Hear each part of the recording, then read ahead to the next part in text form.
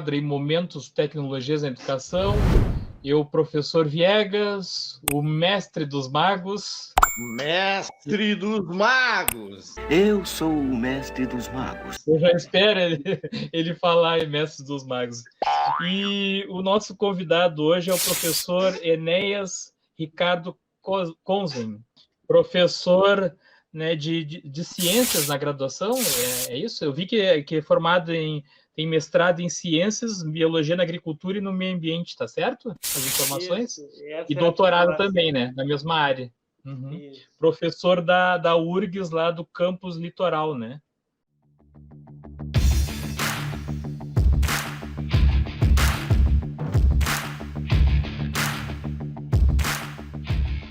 Pois é, hoje a nossa entrevista é com o professor Enéas, aqui da nossa URGS do Litoral, né? A gente já vem fazendo um trabalho, né, professor, entre as escolas aqui do Litoral, principalmente o Instituto Barão, né? E a gente tem feito esse jogo, né, entre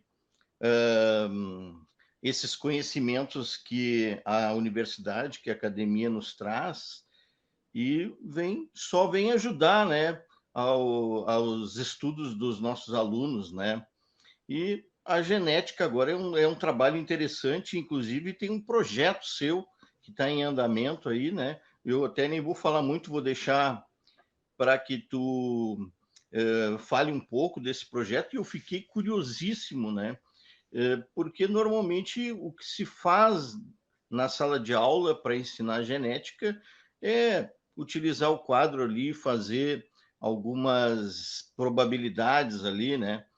Mas eu sei que tu usas alguns aplicativos e tal, algumas coisas interessantes que chamam a atenção do aluno, né?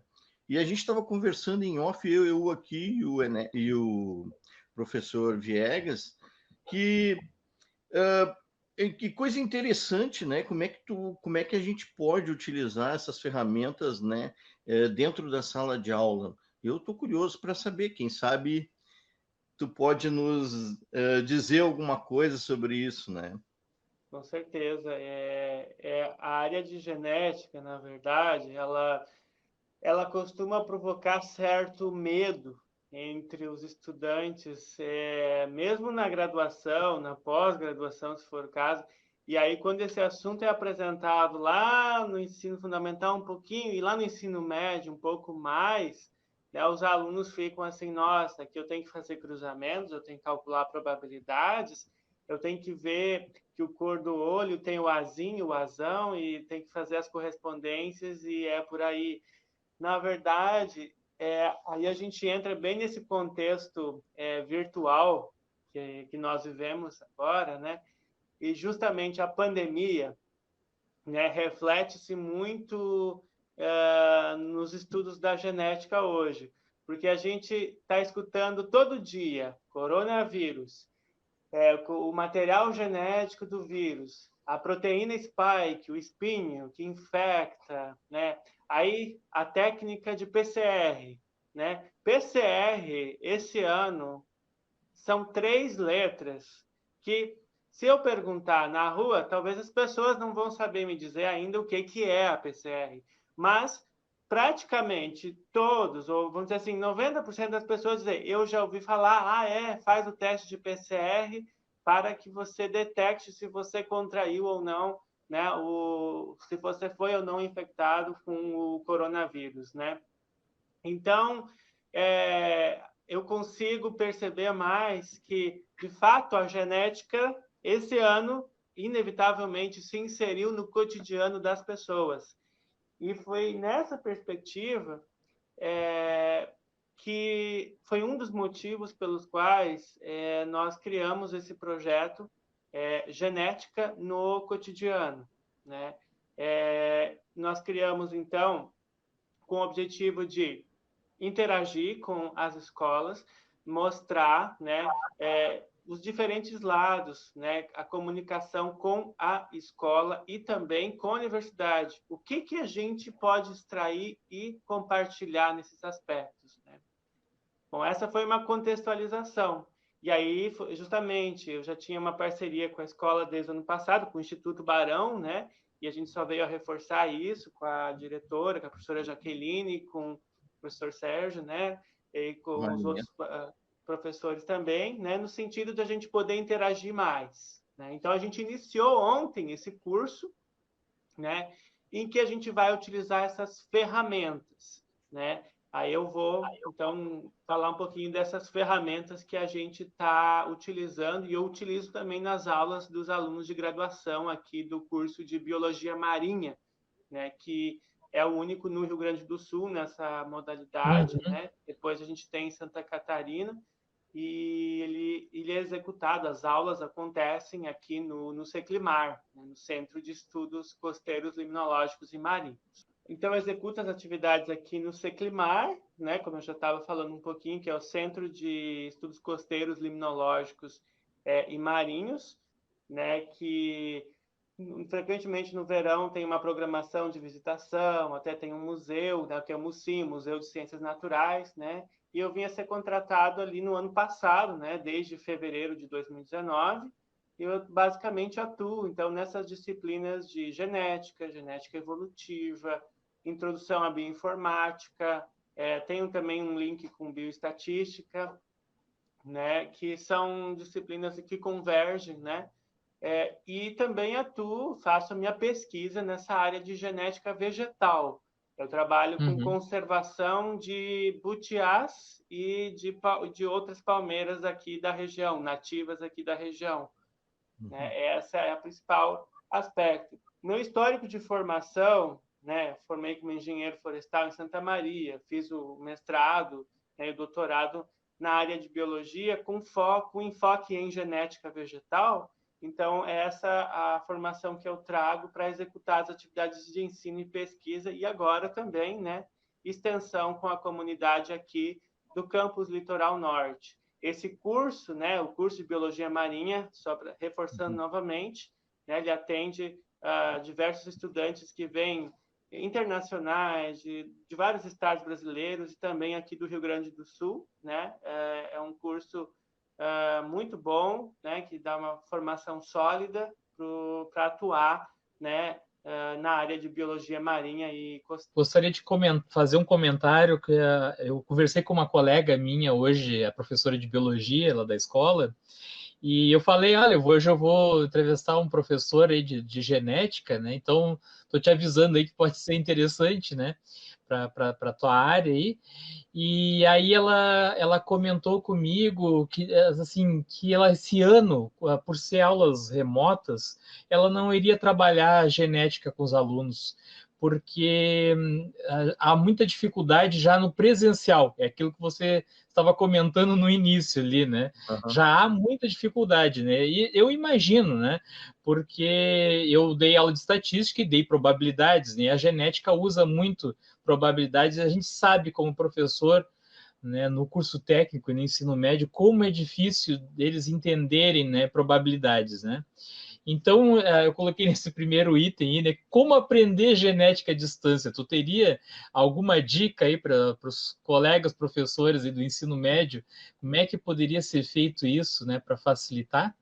A maior dificuldade talvez seja justamente na genética mendeliana, que é aquela genética básica lá em que você vai ter que contar características, né? E dizer qual a proporção de determinadas características e designar alelos para isso, né?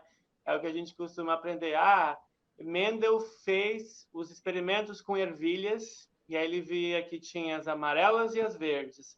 Quando ele fez os cruzamentos, ele via, então, que 75% das ervilhas eram caso de uma cor e 25% da outra cor, né, dependendo do tipo de característica. E aí construiu as suas leis.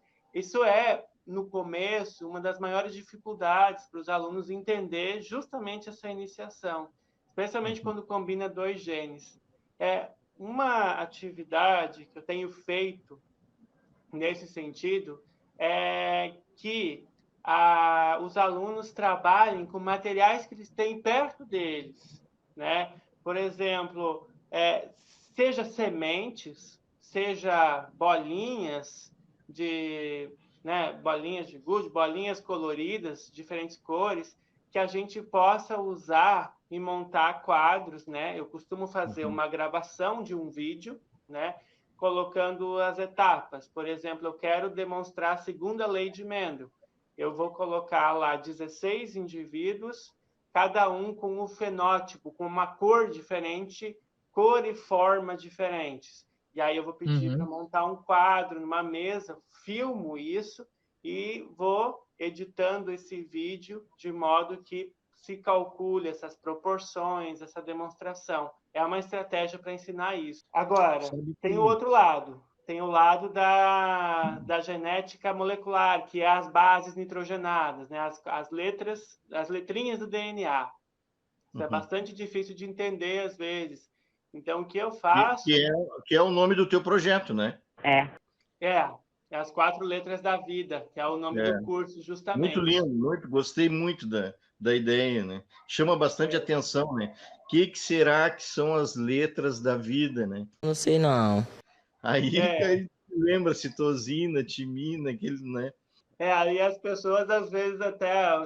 Bom, a palavra vida tem 4 letras, né? As letras da vida, né? Mas essas pessoas não associam, mas justamente ATGC, né? Por que são? Aí a gente começa explicando como se originou a vida, né? E que a vida toda foi modelada por isso. A gente tem vídeos que a gente desenvolveu nesse sentido para apresentar essa questão. A evolução da vida, cria-se uma linha do tempo, né? Coloca-se os diferentes organismos, né? Um peixe, uma tartaruga, um sapo, né? E aí vai se criando uma árvore da vida, que justamente se chama Árvore da Vida, para ramificar. E uma dinâmica que eu faço com os alunos é colocar, primeiro pedir que eles coloquem os organismos numa relação de parentesco pela morfologia. Coloco um humano, coloco um sapo, coloco uma tartaruga, uma ave, e aí peço para eles colocarem isso na ordenação. Quem será que veio primeiro? Quem será que veio depois? Baseado na forma, no tamanho, no hábito, né? Primeiramente só isso. E aí, depois que está montadinho, eu já deixo separado uma sequencinha curtinha, planejada didaticamente, né? De modo que ele só tem a sequência para o humano, tem a sequência para a tartaruga, para o sapo, eles encaixam ali do lado para mostrar, né, justamente maiores semelhanças entre os parentes e maiores diferenças entre os mais distantes, né? Desde uma bactéria até o ser humano. É uma estratégia simples, mas que para quem está começando e numa maneira virtual, você pode fazer. Outra coisa interessante, né, professor? E agora o senhor comentou ali sobre a probabilidade, né? Sabe que a análise combinatória, para mim, assim, dos conteúdos da matemática, né, é o mais complicado para os alunos entenderem. Tem que levar dados para brincar com eles e fazer várias vezes eles verem o que acontece toda vez que tu larga os 2 dados e anotar essas eu compartilho esse pensamento contigo aí, Sérgio. Como professor de matemática, é um dos conteúdos mais difíceis. Não dá um valor X. Né? É uma probabilidade, uma porcentagem, né? Então, eu acredito por isso que a parte da genética ela é complicada também, justamente porque tem que fazer isso que tu está fazendo, né? Que é tentar utilizar outras formas de fazer com que as coisas fiquem mais palatáveis, né? Mais fáceis de entender, né? Eu não entendi o que ele falou. Não, e na verdade, vocês falarem em análise combinatória, eu uso análise combinatória em genética, né? Porque se a gente tem dois alelos, qual a probabilidade de perder um deles? Qual a probabilidade de perder isso na população? E isso os alunos de graduação, assim, às vezes, no começo tem uma dificuldade de enxergar. Aí começa a se fazer essa conexão. Vamos calcular um fatorial. Vocês lembram como calcular um fatorial? Né? 5 fatorial sobre 2 sobre 5 menos 2 fatorial. É uma dificuldade às vezes, né? Então a gente relaciona um exemplo assim. sobre as aulas síncronas na graduação. Como é que vocês estão fazendo as aulas aqui? Por exemplo, né, nós no estado aqui, nós estamos utilizando oficialmente, né, o Meet para dar as aulas síncronas, né? E a gente tem o problema da participação, né, que muito poucos alunos participam, né? E aí eu queria ver contigo aí como é que vocês estão fazendo essas aulas síncronas, né? Não interessa para você, palhaço. A URGS adotou 2 plataformas oficiais também. Foi a Microsoft Teams e também o Google Meet. Eu estou usando o Google Meet, né? Uhum. E o que eu faço? Na verdade, eu faço um encontro síncrono e nas aulas síncronas eu estou fazendo mais atividades que requeiram eles usarem programas, pacotes computacionais.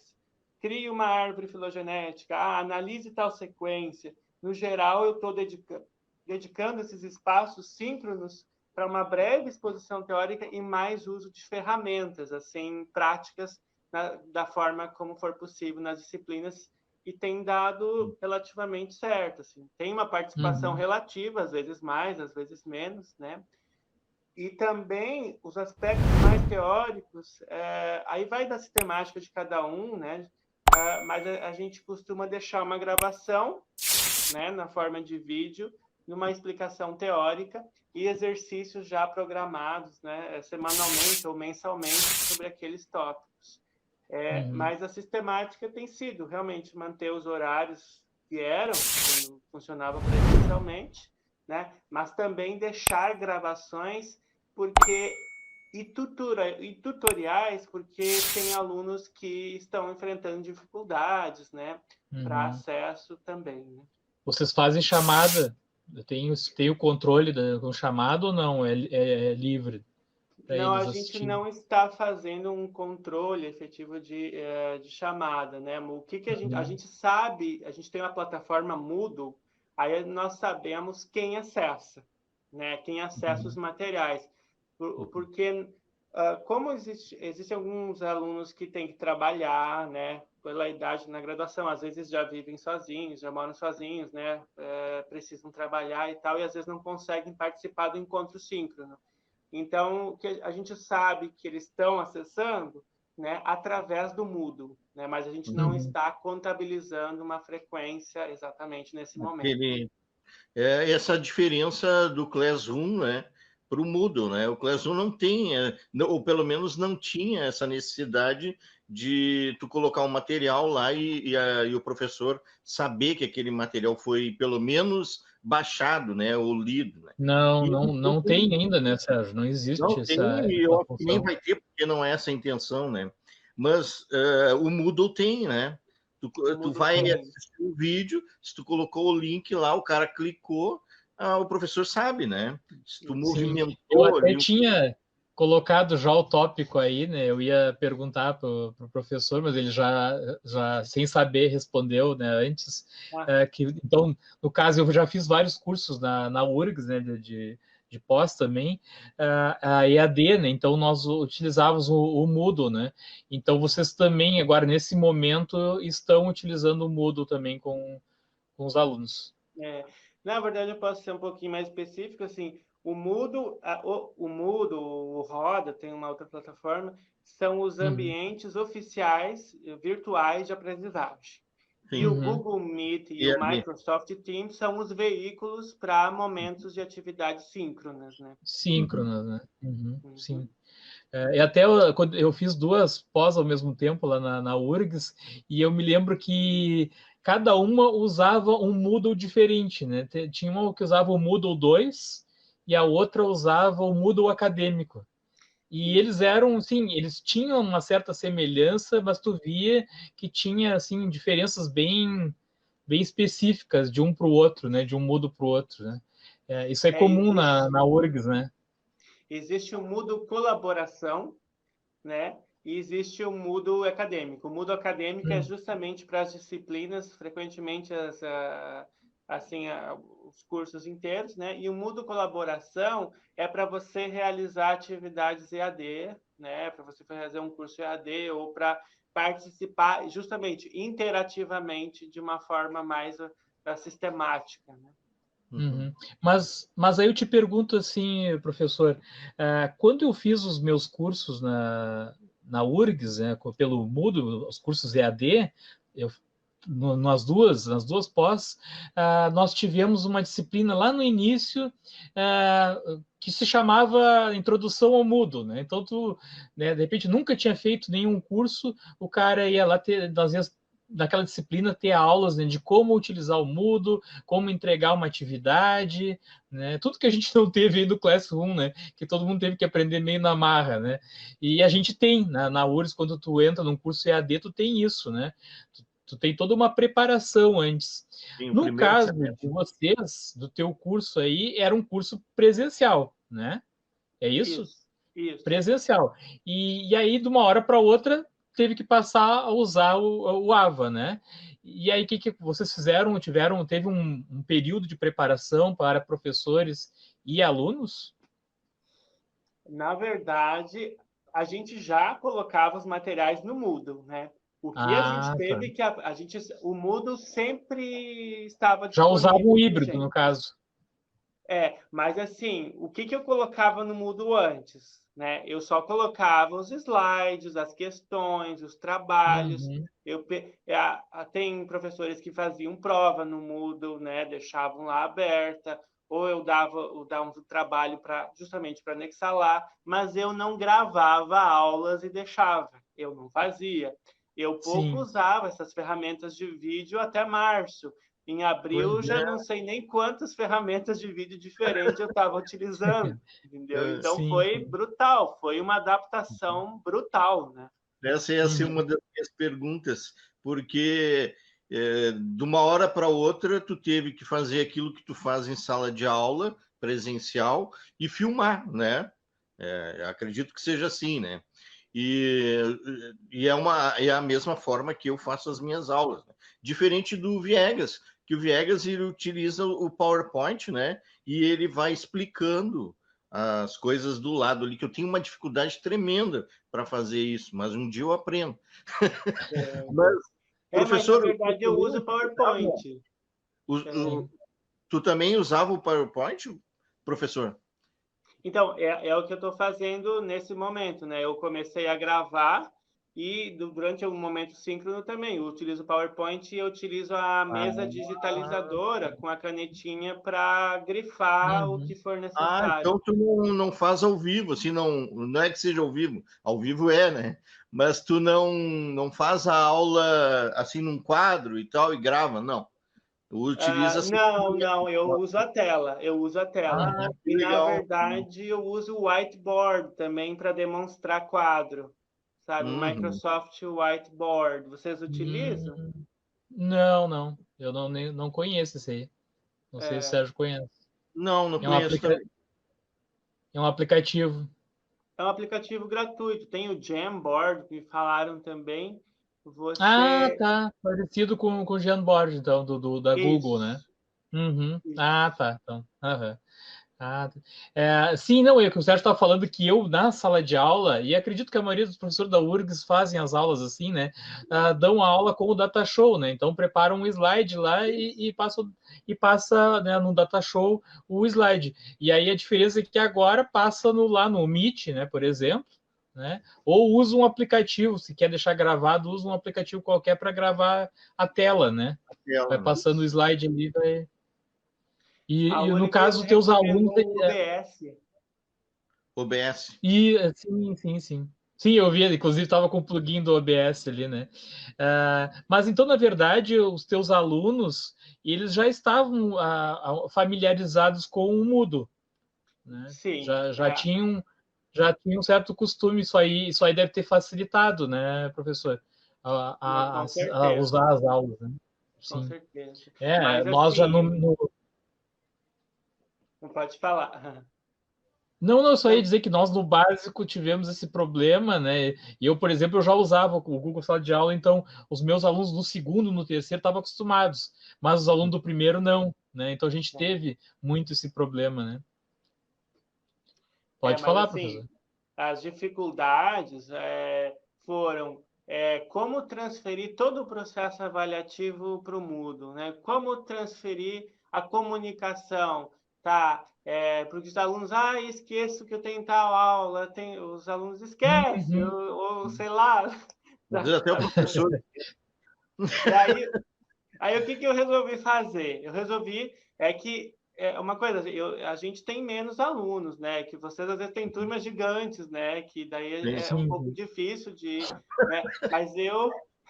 Mas eu peguei e criei uns grupos de WhatsApp para fazer aviso. Gente, o link da aula é tal, 10h30 começa a aula. Eu fiz assim, mas depende de professor para professor. E aí, ao mesmo tempo... Agora tu falou uma coisa interessante, professor, que eu estava até conversando com a minha supervisora hoje. Tu sabe que com todas, eu já testei tudo que é ferramenta, né? É vídeo, que tem 5, 4 alunos,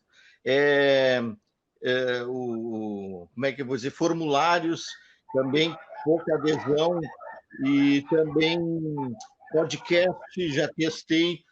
Agora, a coisa mais efetiva, assim, que eu sinto, que eu consigo perceber que o aluno está aprendendo, é o WhatsApp. É o grupo do WhatsApp. Porque o aluno fala comigo ali, por mensagens, ele me diz a dúvida dele, e eu vou vou largando migalhas de pão, assim, claro, eu não vou dizer para ele qual é o resultado, mas eu vou dando condições dele aprender, e aí eu sei, aquele aluno aprendeu, e eu avalio ele por aquilo ali, até abro lá um documento e coloco a nota, né, para o aluno que me faz esse tipo de coisa, porque, cara, às vezes eu coloco uma atividade para fazer lá de 10 questões de matemática, cara, quem vai dizer que foi esse cara que fez? Ou se foi um aluno que passou para ele, e aí ele colocou as respostas lá, diferente do aluno que conversa comigo pelo WhatsApp. Né? Desculpa eu falar isso aí, mas é que me veio agora na cabeça e eu fico triste, porque às vezes eu estou fazendo uma Meet, tenho acho que uns 10 alunos ali, mas 4 não falam nada, um só fala, e aquele que fala fica meio com medo, por que os outros vão achar dele estar falando, né? Tem isso. Pois também. Sérgio, aproveitando que tu falou, até perguntar para o professor, eles abrem a tela quando estão assistindo a tua aula no Meet ou não? Que nem mesma coisa que acontece com a gente. No geral, eu acho que daí as nossas experiências são parecidas. Mas eles são mais de escrever no chat, um ou outro abre a câmera às vezes, mas no geral escrevem no chat as dúvidas ou às vezes no microfone. Mas se a gente colocar em ordem, a maioria é pelo chat, depois um ou outro microfone e raramente a câmera. E as dúvidas? As dúvidas, assim, depende muito do assunto. Quando o assunto vamos agora usar tal programa e fazer tais etapas, aí eles ficam bem entusiasmados, a gente percebe isso, e daí começam a surgir perguntas, aí inevitavelmente eles pegam e ativam o microfone com mais facilidade. Mas quando é um assunto que um outro dia mais teórico, aí predomina mais um silêncio, assim. Sim. Professor, pode falar, Sérgio, pode falar. Não, tanto o Enéas quanto o professor Viegas, vocês aceitam mensagens em qualquer horário e tal? Eu aceito, não sei, é porque eu gosto também, né, da minha disciplina, né? Mas, ou vocês têm alguma restrição, assim, com relação a uma pergunta, uma dúvida que o aluno tem? Por exemplo, eu tenho um do meu lado aqui fazendo pergunta, mas eu não vou responder agora, mas isso aí é uma coisa comum para mim, né? No meu ponto de vista, eu também sou bem aberto a isso, né? Só para complementar, eu não uso o WhatsApp, né? Eu acho que fica, senão tu daí perde a privacidade de vez, né? Então, eu até algumas mensagens no Facebook ali eu vejo, né, no Instagram. Mas eu ia comentar com você, professor, o seguinte: o Moodle ele tem muito mais recursos que o Classroom, né? É uma coisa até que nós já recebemos aqui para entrevistar também o pessoal da Google, né? E perguntamos essa questão, por que não tem tenham, por exemplo, um fórum dentro do Classroom, né? Por que não tem uma opção de chat, né? E no Moodle tem. Você usa esses recursos aí? Eu recebo algumas mensagens pelo Moodle, sim, e eu sempre estou atento para responder, mas assim, eu vi que o fórum é uma coisa que eu não pratiquei muito ainda, né? Eu acho que é uma coisa que eu tenho que começar a Acho usar que mais para ver o efeito. Uhum. Particularmente, eu não usei ainda, né? Eu já ouvi alguns colegas comentando aí que gostaram, Sim. né? Mas depende muito da disciplina, do perfil da disciplina, né?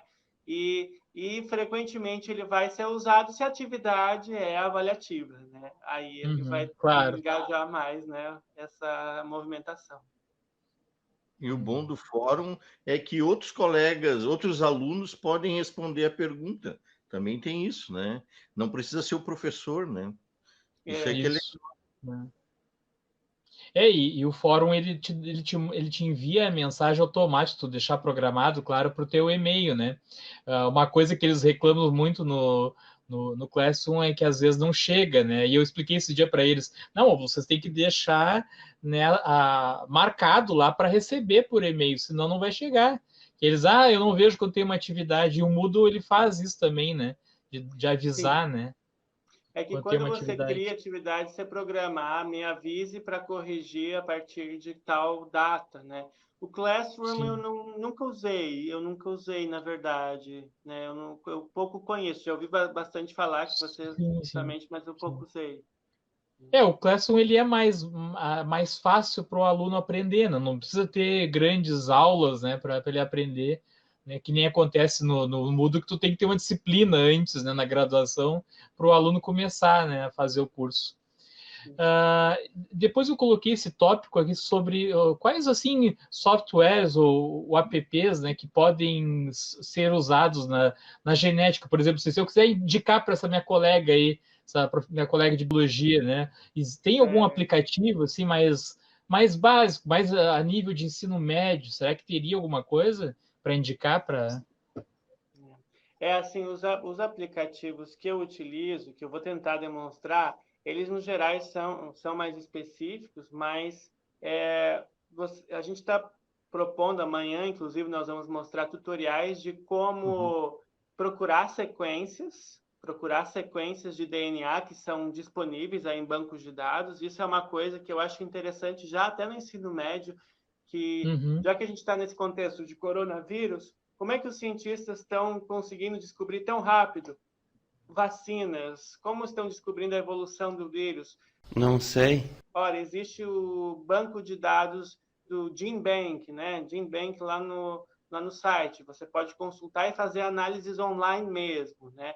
E os alunos adoram acessar esses recursos. Outro recurso que eu uso chama-se BioEdit. Esse recurso é para abrir sequências de DNA e de proteínas, né, para alinhar, para ver alinhar umas com as outras, criar um mapinha. E tem um outro programa que eu uso, chama Mega. Esse programa serve para criar árvores de parentesco, né? Sim. Eu posso passar os links, né? Inclusive posso passar tutoriais, materiais que a gente tem, né? A intenção é divulgar e amanhã à tarde, né? Nós vamos justamente tratar desses assuntos no curso. E a gente já está com uma outra edição prevista para fevereiro para sempre trazer mais sobre esses aplicativos. São 3 caminhos básicos assim que a gente utiliza. A gente sabe que, bom, o DNA, o gene codifica a proteína, né? Então, base tem que ser convertida em aminoácido, que é a estrutura básica da proteína. Então, online mesmo, se você Ctrl+C, copia uma sequência lá do banco de dados, Ctrl+V, cola ela num aplicativo chamado Expazy, né, com Y no final, e aí você coloca traduzir. Aí ele transforma essa sequência de DNA em sequência de proteína. Isso é uma atividade bem interessante para o pessoal aprender código genético. E eles aprendem código genético já no ensino médio, né, DNA para proteína. Muita coisa Olha, online a mesmo, dica. né? Uma dica importante aí, né, pessoal? Não, depois eu normalmente eu edito e faço uma versão editada para o YouTube, aí quando eu escutar o áudio aí eu já procuro na internet, já coloco o link junto ali na hora, quando o pessoal assistir já aparece, né, que é uma boa dica, eu posso né? passar pelo WhatsApp depois Isso também, eu posso os colocar links na todos. descrição ali. Depois eu coloquei esse tópico aqui, né, porque nós já conversamos aí no início, né, como é que o pessoal está reagindo com as aulas síncronas, né? Eu percebo no técnico, e até isso que eu queria comentar contigo antes, no técnico em contabilidade, mesmo sem fazer chamada, entra bastante aluno no Meet, por exemplo, nas minhas aulas. Já no médio, não. Se tu não disser que tem presença, que vale nota, entra às vezes 1, 2, uma turma lá de 40. Mas no técnico eu percebo essa diferença e acredito que na graduação seja também, né, mais ou menos no mesmo nível, né? Mas aí eu ia te perguntar assim, como é que está acontecendo na graduação, né, com essa função de aulas remotas, se vocês perderam alunos, né, por desistirem. Eu não me adapto, eu escuto muito isso até no técnico mesmo, né? Eu não me adapto com essas aulas à distância, e para mim tem que ter o professor ali na minha frente explicando. Está acontecendo isso com vocês também? Não interessa, isso é problema meu. A gente não tem um relatório, assim, né, no caso de evasão, mas a gente sabe que está acontecendo. Mas, assim, na prática, assim, o que eu estou vendo? Em alguns casos, em uma outra disciplina, eu tive alunos com dificuldades, sim, que um ou outro caso, né, que não conseguiram acompanhar, né, mas frequentemente, assim, é uma situação de problemas, assim, que as pessoas às vezes têm familiares ou as circunstâncias em que elas estão, o ambiente que elas estão tendo, né? Quando você tem problemas familiares, problemas de mudança, né, de local, tiveram que mudar e tal. Então, às vezes, dificultou até o acesso, né, ou a possibilidade, o tempo de acompanhar, ou assim, até questões pessoais, né? Então, mas raramente, no geral, os meus alunos, a maioria praticamente está participando. Mas a gente sabe que, no contexto da universidade, sim, estão acontecendo evasões, né, nesse momento de dificuldade. Né? Conexão de internet, problemas, ansiedade, né, depressão, são coisas que estão aumentando bastante entre todos nós, né? Não só alunos, também servidores, né, docentes, técnicos, administrativos. Então, é muito difícil esse momento. E no começo, isso foi principalmente no começo, foi um choque para todos, né? Como fazer agora? Como fazer? E aí, preparar todos esses materiais foi um trabalho duplo ou triplo. E aí, se você... Bom, eu, no caso, moro sozinho, eu tenho tempo para me dedicar a isso. Agora, no momento que você tem filhos, no momento que você tem pessoas... Tem alunos que precisam cuidar de idosos, tem alunos que precisaram conseguir emprego, né? Tem alunos que o notebook quebrou e aí tem que usar o celular. Então, muitas dificuldades, né, surgiram. E até eu fiz também a engenharia, que nem você, né, na federal, né? E a gente sabe, né, que na engenharia já o normal, né, sem ter problema de pandemia nem nada, já há uma desistência muito grande, né? Eu, na minha engenharia lá, entrou 45 e se formou 5. Ora, só dá errado. Então, já acontece isso, né? E eu fico imaginando, né, como é que é a situação daí quando tem um problema desses, né? E aí a desistência acaba sendo maior, né? Qual, assim, o embasamento, né, para o aluno que vai fazer uma graduação que necessite, né, estudar genética? Eu, por exemplo, na engenharia agrícola não tive, mas eu sei que o pessoal que faz agronomia, eu vi que você trabalha com o pessoal da agronomia também, né? O pessoal da agronomia tem genética, né? E aí, então, um aluno que está no ensino médio, qual é a base que ele precisa ter, mínima, né, necessária, para conseguir acompanhar as aulas na graduação? Não sei. Boa, uma ótima questão, né? E recomendação, são 3 conteúdos fundamentais. Primeiro, noções de genética molecular, né? A estrutura do DNA, RNA e síntese de proteínas. É fundamental já saber isso no ensino médio. Segundo, as duas leis mendelianas. É fundamental isso, porque a dificuldade começa por aí, e assim, na graduação, geralmente você tem uma ou duas aulas sobre isso, e depois vem uma sequência de muitos conteúdos mais que requer, né, esse conhecimento prévio. E um terceiro assunto fundamental para entender genética é justamente divisão celular, mitose e meiose. São três assuntos assim que precisam ser passados da melhor forma possível, assim, para facilitar, né, alguém que vai entender depois, fazer as disciplinas mais específicas. De que forma tu trabalhas com os alunos sobre a investigação forense que eu observei num dos teus trabalhos ali? Só dá uma ideia assim de como é, claro, não vai poder explicar tudo, né, exatamente, mas pelo menos para dar uma dica para quem estiver ouvindo a gente aí, vendo. Hoje a investigação forense é muito mais pautada em sequenciar material, né? Mas, para ficar mais visual, eu mostro um sistema um pouco mais antigo, que é de um GES, em que a gente separa DNA pelo tamanho, e a gente sabe que sempre vai ter um pedacinho que é da mãe e um pedacinho que é do pai, né, do indivíduo, não importa, né, até numa situação do crime. Então, eu coloco situações, assim, desenho desses GES, né, desses fingerprints, que a gente chama, né, de DNA, comparando, né, vários indivíduos, né, de um banco de dados e a prova que foi coletada em um crime. Em primeiro lugar, mostrar um pouquinho como é extraído o DNA, como se obtém, né, e depois já mostrar esse resultado e pedir que os alunos, então, com base nas comparações, digam qual indivíduo provavelmente, né, é compatível com a cena do crime. Então, é muito uma análise visual de dados ali de variação genética, de vários marcadores, como a gente chama, que a gente usa. E da paternidade é a mesma coisa? Para verificar? É o mesmo princípio. Tá? Tem uma abordagem, né, diferente, tá preocupado, mas o Sérgio? de identificação é semelhante. Não.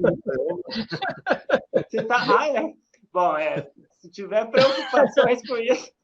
Eu não podia deixar passar essa. Você é maluco, é?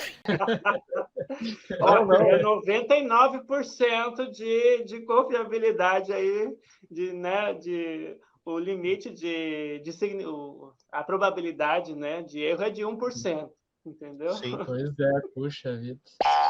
Bom, em primeiro lugar, agradecer a oportunidade, né, de conversar, de interagir com vocês. Espero que a gente possa ter muitas outras oportunidades de interação também. Estou bastante feliz de interagir mais com as escolas, né?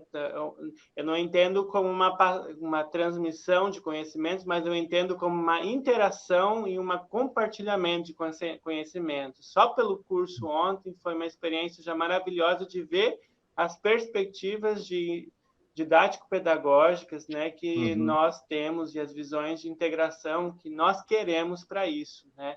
Então, eu acho que é um momento para a gente interagir cada vez mais, fortalecer a educação e mostrar a ciência, a importância da ciência, né, desde a educação básica, né, para que as pessoas criem a cultura da importância da ciência, né, e da educação para todos, né? Então, a gente trabalha nessa perspectiva e essas interações são fundamentais. Realmente agradeço a oportunidade, fico aberto a colocar outras perguntas, questionamentos que tiver. Esse projeto que vocês fazem da URGS com as escolas do estado, no caso aí, para vocês de Tramandaí, aí mais perto, né, do litoral, né? Litoral em geral, né? Na verdade, né, esse projeto Genética do Cotidiano, eu fiz uma uma parceria mais formal com a Escola Barão de Tramandaí, porque a intenção depois é nós fazermos essas atividades com alunos, né? Agora, nesse primeiro momento, a gente abriu como uma capacitação para professores, e aí nós abrimos para inscrições pelo país. Nós recebemos inscrições de São Paulo, do Rio, de Minas, também de pessoas de outros estados, assim como aqui do estado, e nós recebemos muito mais inscrições do que a gente esperava, então a gente também está tendo que ampliar as edições para professores, mas também depois fazer uma edição com alunos, né? Então essa é a questão. Eu te perguntei, né, para questão assim, se de repente a minha escola é em Porto Alegre, né? Se há o interesse de uma escola ou de algum professor aqui de Porto Alegre, como poderia fazer, né? Para de repente fazer um projeto com vocês aí, né, da URGS, né? Claro. Haveria essa possibilidade. É aberto a isso. E o Seclimar, aqui, que tem muitas atividades extensionistas, falo pelos meus colegas, atuam em diversas áreas, aves marinhas, lixo marinho, né, que são problemas ambientais, atividade de pesca, né? Tem várias possibilidades de interação aqui. A URGS Litoral Norte, eu fiz o meu mestrado ali, né, o meu mestrado profissional em ensino de física ali, né? Ela é uma parceira fantástica, né, com todas as escolas do município e principalmente com o Barão, né, com o Instituto Barão. Por quê? Principalmente porque alguns cursos, os alunos precisam fazer seus estágios ali, né, de geografia, também de ciências, né, de física, matemática, biologia, né, e a gente está sempre com essa parceria. E o professor é fantástico, ele me convidou para mim dar um bate-papo, né, sobre os podcasts, né, desse formato de se dar aula e tal, e eu, em contrapartida, peguei ele e convidei também para participar da nossa live aí. Eu achei fantástico essa tua participação aí. Então, semana que vem eu que vou lá dar uma palhinha, né, desse... Aí suga ele lá, professor. Na verdade, professor Enéas, eu aprendo muito com esse camarada que está aí, né? Não. Que, inclusive, eu sempre falo, né, que a gente nunca se viu pessoalmente, né? Não sabia. Só virtualmente, o Viegas. Em contrapartida, eu já lhe vi pessoalmente, né? Lá na escola. E eu aprendi também com outro professor, que é o Felipe. O cara tem um conhecimento muito grande sobre podcast, né? E ele é diretor de uma escola lá de Canoas, escola Poente, né? André Leão Poente. André Leão Poente, que também me deu assim ótimas dicas, né? De como desenvolver esse trabalho com podcast. Então o que eu tenho aprendido é por aqui também, né? Essas dicas aí.